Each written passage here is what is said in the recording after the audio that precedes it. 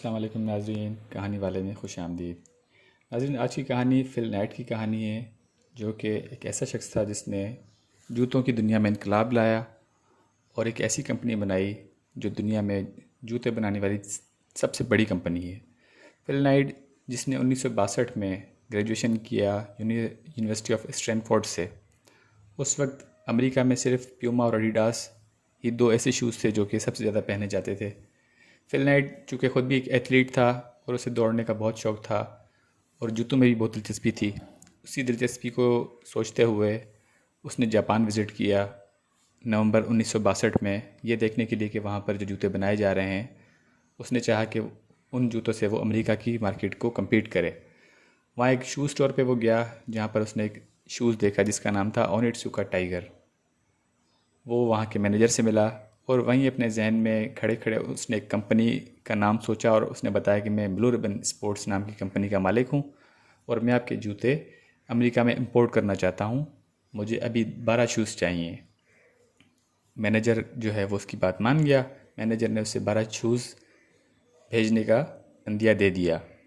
अगले साल 1963 में 12 शूज़ उसके पास पहुँच चुके थे और वो अमेरिका के मुख्तलिफ रनिंग ट्रैक्स पे जाके उन शूज़ को अपनी गाड़ी में ही बेचने लगा, जो कि कुछ ही दिन में बिक गए। उसके बाद जिस एक यूनिवर्सिटी का कोच था, जो कि बहुत मशहूर कोच था, ट्रैक एंड फील्ड का कोच, जिसका नाम बिल बॉरमैन था, वो उससे मिला। उसने उसे अपने आइडिया के बारे में बताया और उसने बताया कि मैं चाहता हूँ कि तुम मेरे साथ पार्टनरशिप करो और हम जापान से शूज़ मंगाएंगे, अमेरिका में सेल करेंगे। जनवरी 1964 में वो दोनों पार्टनर बन गए और उन्होंने वाकई ब्लू रिबन स्पोर्ट्स नाम से एक कंपनी बनाई। दोनों ने $500 उसमें इन्वेस्ट किए। उस वक्त $3 का एक शूज़ था, तो 300 शूज़ तकरीबन उन पैसों के लिए गए, जो कि अप्रैल में लिए गए और 2 महीने के अंदर अंदर सेल भी हो चुके थे। चूँकि बिल बॉरमैन एक बहुत ही मशहूर कोच था, उसने जो शूज़ बेचना शुरू किया वो जल्दी बिक गया। तो पहले साल में ही उनके तकरीबन $8,000 तक के शूज़ बिक गए और 1965 में उन्होंने अपना एक पहला स्टोर अमेरिका में खोल लिया, जिसका नाम उन्होंने ब्लू रिबन स्पोर्ट्स के नाम से ही रखा। और 1966 में फिर उन्होंने एक किताब लिखी जॉगिंग के नाम से, जिसकी लाखों कॉपीज़ बिकी और उस कॉपी के साथ साथ इनके शूज़ भी बिकते रहे। 1968 में उन्होंने एक अपना बेस्ट सेलिंग शूज़ खुद डिज़ाइन किया, जिसका नाम उन्होंने कॉटेज रखा। और 1968 में ओलंपिक्स भी हुआ था मेक्सिको में। उस ओलंपिक्स की वजह से भी उस शूज़ की बहुत ज़्यादा डिमांड हुई। 1969 तक वो शूज़ तकरीबन $3 लाख के बिक चुके थे और कॉटेज इस कदर ज़्यादा कामयाब जूता साबित हुआ कि उसकी डिमांड अमेरिका में इतनी ज़्यादा हुई कि उनके पास जूतों की बहुत शॉर्टेज हो रही थी।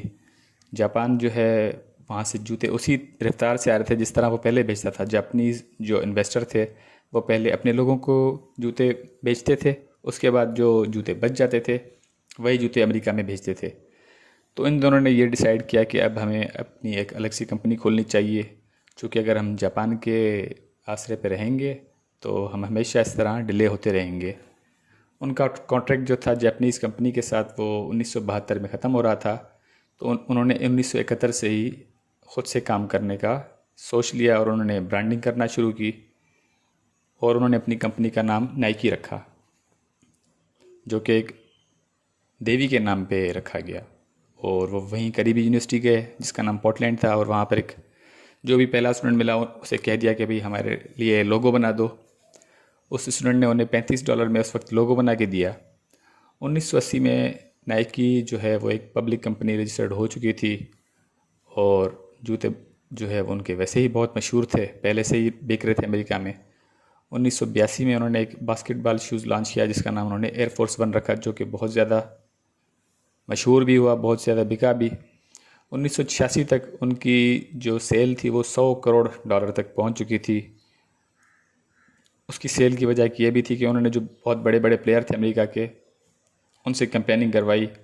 1988 में उनकी जो मशहूर कैंपेन है जस्ट डू इट, जो आज भी नाइकी के नाम के साथ लिखा आता है, वो कैंपेन शुरू की।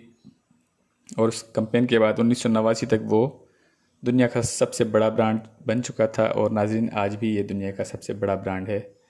उम्मीद करता हूँ कि आपको ये कहानी पसंद आई होगी। अगर आप इस बारे में मज़ीद जानना चाहते हैं तो जो फिल नाइट हैं, उन्होंने अपनी किताब लिखी है ऑटोबायोग्राफी शू डॉग के नाम से 2016 में।